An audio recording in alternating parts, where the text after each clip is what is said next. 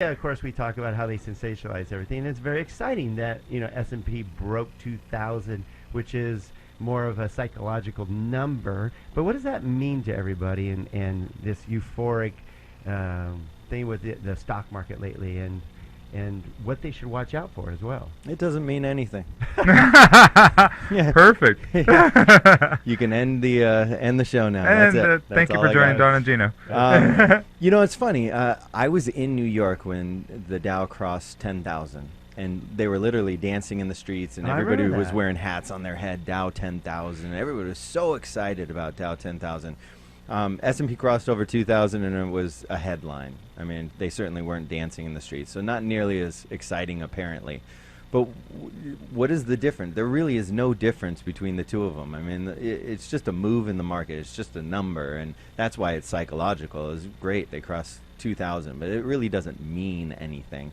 It still boils down to valuations and where companies' earnings and so on and so forth. We won't get into all that, but it doesn't mean that much. But what I see is people come back to me and they say, or S&P crossed over 2,000.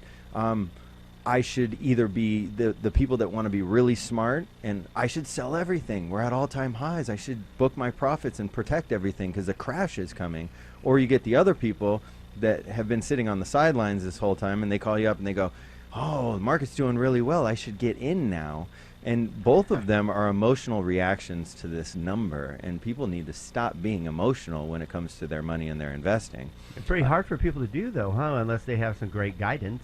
I think it's near impossible for the average investor to do. There's been a lot of headlines recently that after the big run-up we had in 2013 and how well the market has done for several years now, we're just now seeing the retail investor start to come back to the market. Right. And the institutional money saying, oh, the retail investor's back. Maybe we should start booking our profits. Because, everybody, once the last chip is down on the table, it's time to pick up your chips and walk away and find another table. So so there is some of that concern out there, but it's still, it boils down to this emotional response to the markets, the numbers and whatnot.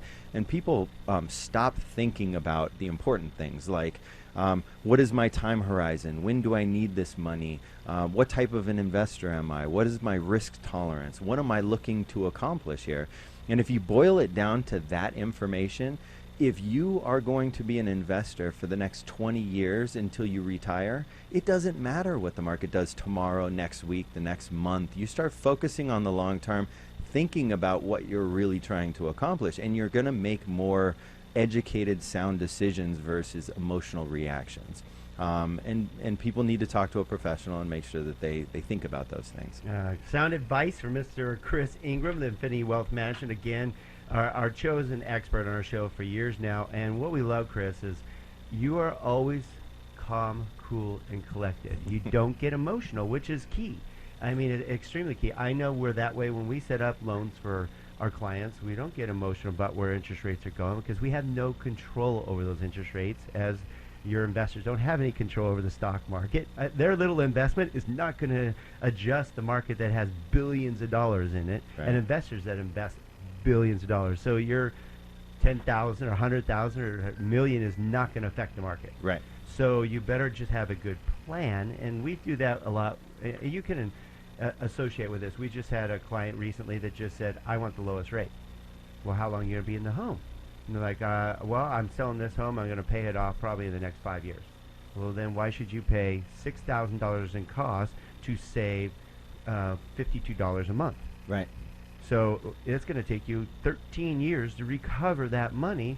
So the lowest rate for you doesn't make sense. But unfortunately, a lot of our clients will go to our competitors that just quote the lowest rate and don't actually look at the overall scenario and ask the right questions. And that's basically what you're getting at is, what does all the other pieces of the puzzle look like to build this beautiful map for them so they don't have to worry about it. Right. And, and that's when I meet with a client, my big thing is, let's start with a plan, a comprehensive financial plan. Let's look at the numbers. Let's crunch the numbers. I'm a numbers guy. 2 + 2 always equals 4. So I put the numbers together. Depends how much you've been drinking, though.